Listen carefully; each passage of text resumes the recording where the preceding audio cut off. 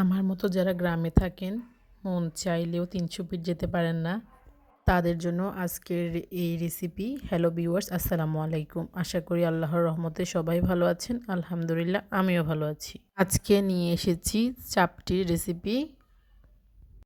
চলেন তাহলে শুরু করি। তো চাপটি বানানোর জন্য আমার প্রথমে লাগতেছে ১ কাপ আতপ চাল, ২ টেবিল চামচ মসুরের ডাল, ২ টেবিল চামচ বুটের ডাল আর ২ টেবিল চামচ মাসকলাইয়ের ডাল। আপনারা চাইলে মুগের ডালটাও ইউজ করতে পারেন, আমার কাছে ছিল না তাই দিই নাই। প্রথমে চালগুলো ভালোভাবে পরিষ্কার করে নিব। পরিষ্কার করে চালগুলোকে ৪-৫ ঘন্টা নর্মাল পানি দিয়ে ভিজিয়ে রাখবো। ৪-৫ ঘন্টা পর চাল ডালগুলো অনেকটা নরম হয়ে যাবে। তারপর একটা ব্লেন্ডারের জারে চাল ডালগুলো নিয়ে নিচ্ছি।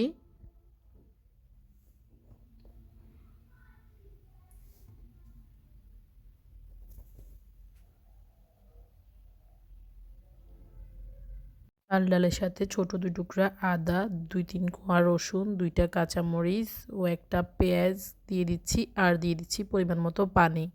তারপর এটা ব্লেন্ড করে নিচ্ছি। এই পর্যায়ে চাল ডালের মিশ্রণের সাথে দিয়ে দিচ্ছি পরিমাণ মতো লবণ, হাফ চা চামচ হলুদের গুঁড়া দিয়ে ভালোভাবে মিশিয়ে নিচ্ছি।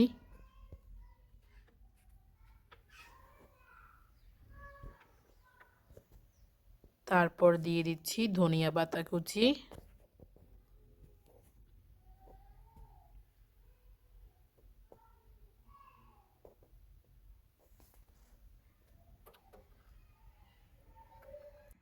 তারপর চুলায় একটা প্যান গরম হতে দিয়ে দিয়েছি। প্যানটা গরম হলে কিছুটা ব্যাটার নিয়ে দিয়ে দিচ্ছি।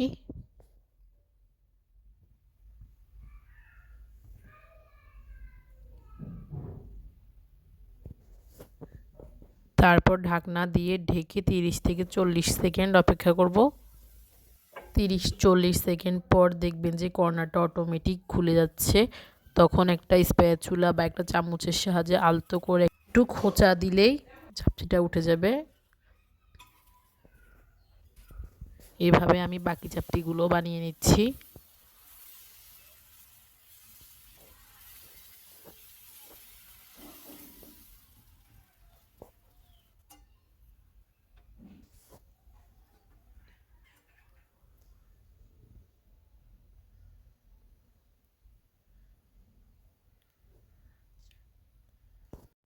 আমি চাপটিটা হাঁসের মাংসের সাথে সার্ভ করেছি।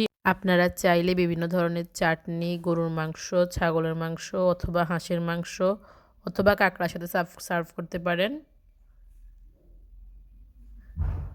ভালো থাকবেন সবাই। কেমন হয়েছে কমেন্ট বক্সে অবশ্যই জানাবেন। আমার জন্য দোয়া করবেন। আসসালামু আলাইকুম।